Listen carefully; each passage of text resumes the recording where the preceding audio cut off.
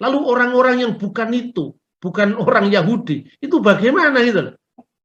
Itu goyim min satu aja, cuman babi aja, mereka gayanya seperti lebih Yahudi ketimbang orang Yahudi gitu. Saya kira itu ya.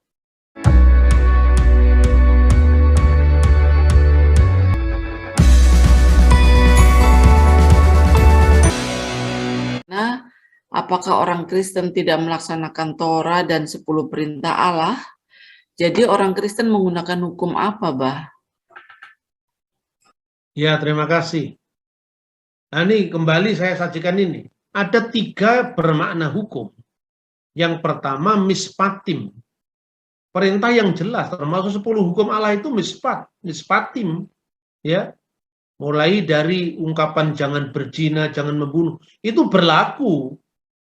Nah, tapi yang disebut hukim itu perintah yang tanpa alasan rasional, itu berlaku bagi orang Yahudi. Jadi seperti saya katakan tadi, ketika orang Indonesia memiliki peraturan khas menghormat bendera merah putih, itu sifatnya khas Indonesia. Tapi bukan berarti hukum-hukum yang universal tidak berlaku bagi orang lain. Jangan membunuh, jangan berzina, jangan bersaksi dusta, itu ya berlaku, ini sifatnya universal. Yang mispatim tadi universal, tapi yang hukim itu kan nggak ada alasannya. Itu pelajaran disiplin untuk bangsa Israel. Makanya terus berjalan paralel seperti ini. Ini pada zaman Adam dan Hawa, sampai kemudian zamannya setelah air bah, ya itu hukum Yahudi belum ada, yang ada cuma hukum Nuh, karena itu berlaku bagi seluruh umat manusia. Setelah munculnya umat perjanjian ada 2 cabang. Bagi yang goyim non-Yahudi berlaku hukum Nuh, Yahudi berlaku hukum Musa. Nah, antara hukum Nuh dan dalam konteks yang mispatim itu berdampingan. Abu Dazarah, jangan menyembah berhala, di sini ada, di sini juga ada. Jangan melecehkan nama Tuhan, di sini ada. Bagi goyim, di Yehudim juga ada. Termasuk 10 perintah Tuhan itu diformulasikan kepada bangsa Israel, kepada Musa. Tetapi yang dalam konteks mispatim tadi, hukum yang universal itu berlaku umum. Jadi karena Alkitab itu, ya sebenarnya kalau kita lihat dari Kejadian sampai kitab Keluaran awal, itu kan masih universal. Tapi begitu nanti Musa dipanggil ke Gunung Sinai, ya kan, mulai kitab Keluaran yang hukum itu diberikan, Keluaran pasal 20, itu mulai muncul cabang yang Yehudim ini. Ya, tapi yang goyim tetap berjalan dong. Zaman Musa itu masih ada orang-orang yang melakukan hukum Hammurabi, undang-undang Levit Ishtar, ya. Zamannya Raja Daud, di situ juga ada orang-orang yang bukan Yahudi dengan hukum mereka sendiri. Zamannya Nabi Daniel, di situ ada Siddhartha Gautama di India, kan begitu kan? Nah, masa itu bukan umat Tuhan itu? Ya kan semua umat Tuhan, cuman artinya Tuhan memilih satu bangsa untuk melahirkan Sang Mesias. Nah, lewat bangsa Yahudi itulah kemudian ada kekhususan.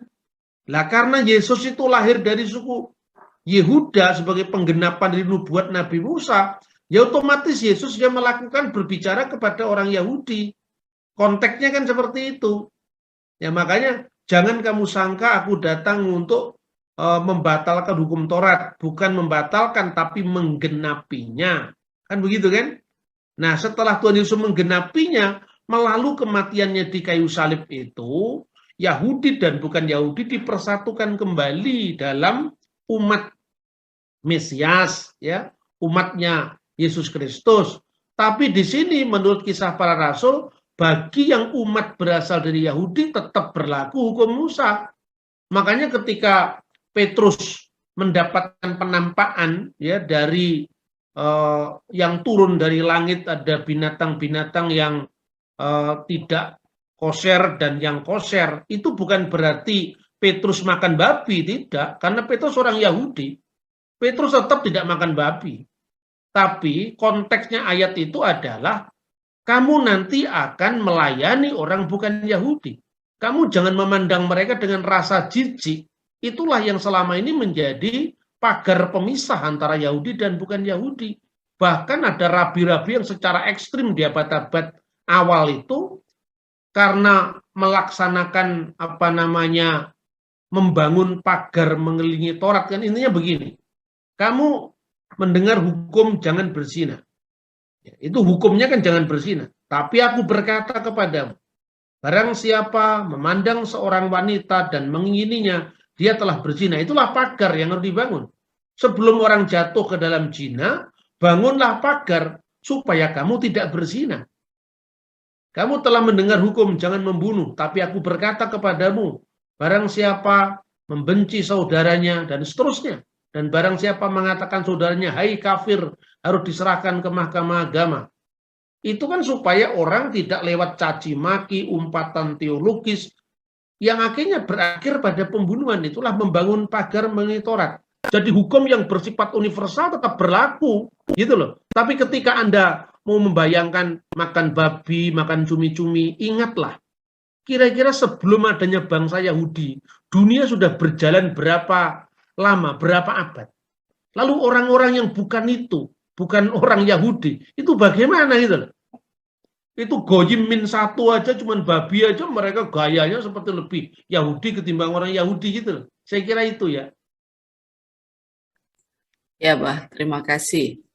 Ini ada, rasanya bukan pertanyaan, tapi ini respon atau tanggapan ya dari Pak Ari Wibowo. Saya bacakan. Babi itu mencerna dan menyimpan 80% kolesterol dan asam urat dan membuang 20% melalui kencing. Ini kebalikan dari manusia yang menyimpan 20% dan membuang 80%-nya melalui kencing. Mungkin orang Yahudi dilarang mengkonsumsi babi karena zaman dulu di gurun tidak ada simvastatin. Ya nggak ada, Pak. Memang pasti enak tapi tidak sehat. Menurut saya, yang penciptanya larang untuk makan ya jangan dimakanlah. Monggo yang mau makan, yang tidak makan ya enggak apa-apa. Ya, termasuk saya tidak suka memakannya. Tetapi ya itu tadi, agama itu jangan menjadi legisme, menjadi legalistik yang kemudian ditakuti orang lain. Ya, pertanyaannya, yang dilarang oleh pencipta itu yang dilarang untuk orang apa dulu? Itu kan hukum bagi orang Yahudi. Jadi kenapa kita mesti memberlakukan itu kepada orang bukan Yahudi? Hanya itu saja yang ditekankan dalam Alkitab. Tapi selebihnya hukum yang lain itu kan universal. Ya, sekarang orang memberikan alasan tentang kolesterolnya babi, kemudian mengandung cacing pita. Kalau memang babi itu benar-benar dilarang karena kejijikannya karena cacing pita, kejijikannya karena misalnya lemak, karena apa Tuhan tidak melarangnya, tidak memberikan alasannya seperti mispatim. Kenapa babi itu hanya diklasifikasi menjadi hukim, gitu loh. Jadi itu tidak semudah yang kita bayangkan. Terus kedua, bayangkanlah mulai dari Raja Hammurabi, mulai dari Yusuf tinggal di tanah Mesir, kira-kira karena waktu itu aturan makan babi belum ada, berarti sangat mungkin Yusuf bisa makan babi. Kan aturan makan babi belum ada waktu itu. Ya. Jadi ungkapan kata yang tidak tahir dan yang tahir itu kan konteksnya Musa yang menyebut zamannya Nuh kan, tapi zaman Nuh belum ada hukum Musa itu. Itu baru diberikan Imamat pasal 11. Berarti bayangan ketika Yusuf menjamu saudara-saudaranya makan, itu pasti ada babi lah. Kira-kira seperti itu. Terus kemudian yang kedua, kalau alasannya karena kesehatan, itu baik-baik saja. Tetapi perlu ada survei juga, kenapa bangsa-bangsa pemakan babi usianya panjang. Tidak hanya orang Israel yang usianya panjang. Jepang itu makan babi, Cina itu makan babi, itu tetap sehat. Jadi artinya, kalau hukum kesehatan memang membuktikan babi tidak atau kurang higienis dimakan, ya tidak apa-apa. Ya, tapi artinya tidak ada kesalahan atau dosa yang ditanggung ketika hukum Tuhan sendiri tidak berlaku bagi mereka. Seperti itu. Jadi beragama seperti ini kan enak kan. Kita ini juga kalau punya referensi, ya referensinya jelas. Saya tidak sekedar menafsir teks dari kemauan saya, tapi saya harus mengkonfirmasi dari data sejarah dari abad ke abad, seperti itu. Terus kemudian contoh ya, sistem keberagamaan orang sebelum Musa. Sekarang bayangkan, termasuk perintah dalam konteks larangan, ya, itu muncul kan setelah Musa, jangan ada ilah lain di hadapan hadiratku. Itu zamannya Musa. Lo yihyeleha Elohim akhirim alpanain. Pada zaman Abraham, ungkapan yang sejajar dengan tidak ada ilah selain dia itu belum ada. Jadi artinya Yusuf itu mertuanya seorang Imam On. Imam On itu kan sebetulnya dewanya dewa matahari. Sekalipun Yusuf tidak diceritakan dia menyembah dewa matahari, dan saya percaya Yusuf tidak menyembah dewa matahari, tetapi dia masih hidup berdampingan dengan para penyembah matahari, penyembah Ra. Makanya namanya Potifera. Gitu loh.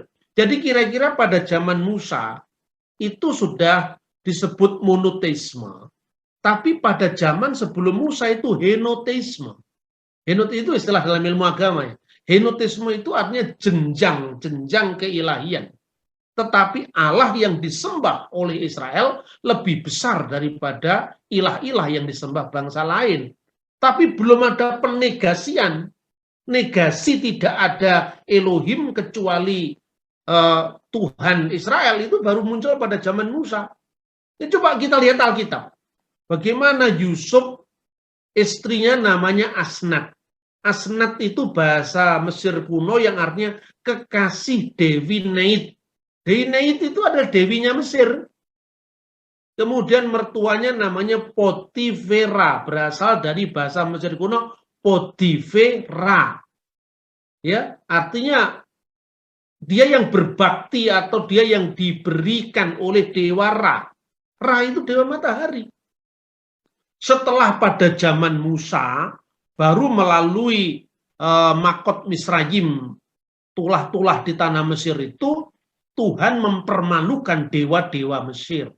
Jadi ketika Tuhan pun berkarya itu ada apa ya? Ada step by stepnya, tidak hantam kromo seperti orang-orang Kristen sekarang, tidak. Ya, selanjutnya Mbak, pertanyaan dari Pak Jonet. Malam Pak, mau tanya, kalau Taurat tidak dibatalkan berarti kita harus melakukan 613 ketetapan Taurat. Silakan Mbak. Ya, Taurat tidak dibatalkan sampai semuanya digenapi. Nah, yang dikatakan sampai semuanya digenapi itu, ya sampai ketika Yesus sebagai Mesias sudah menggenapi semua hukum Taurat. Lalu ketika hukum Taurat digenapi, maka orang Yehudim dan orang Goyim bersama-sama, kan begitu kan? Dalam satu payung, yaitu gereja. Makanya kita mengenal, aku percaya kepada satu gereja yang kudus, yang katolik, yang apostolik, satu gereja yang kudus, yang yang rasul. Itu konteksnya ya ini. Tidak ada lagi Yahudi dan bukan Yahudi. Itu mulainya pada zaman siapa? Pada zaman Ignatius dari Antioquia, tahun sebelum tahun 100 Masehi. Ya. Jadi kalau hukum 613 itu kan baru abad ketiga itu dirumuskan oleh para rabi itu. Dalam Talmud itu tahun 300-an itu, 613 itu. Dan itu berdasarkan gematria dicocok-cocokkan dengan Taurat yang nilainya itu adalah 611 ditambah 2 tadi, yaitu jangan ada ilah lain di hadapan hadiratku, dan akulah Tuhan Allah yang kamu sembah tadi. Jadi angka itu dibuat orang Yahudi, angka 613 itu. Meskipun ya prinsip-prinsipnya ada dalam Taurat Musa, tapi tidak sedetail apa yang dirumuskan oleh orang Yahudi tadi. Nah itu, tapi saya kutip itu sekedar sebagai sumber referensi bahwa bagi orang bukan Yahudi tidak pernah dipaksa oleh orang Yahudi sendiri untuk berlaku Taurat Musa, khususnya makanan Imamat pasal 11. Yang membuat ketentuan itu kan orang Kristen yang tidak tahu sejarah sebetulnya. Pertanyaan dari Bapak Tri. Permisi Pak, mengenai Hayim tadi, jika paralel dengan hukum Nuh, berarti Kabalah juga bersifat universal ya? Iya, karena Kabalah itu kan ditulis dalam semangat esoterisme. Jadi seperti tasawuf Islam itu. Matikan. Universal memang, seperti tasawuf Islam itu.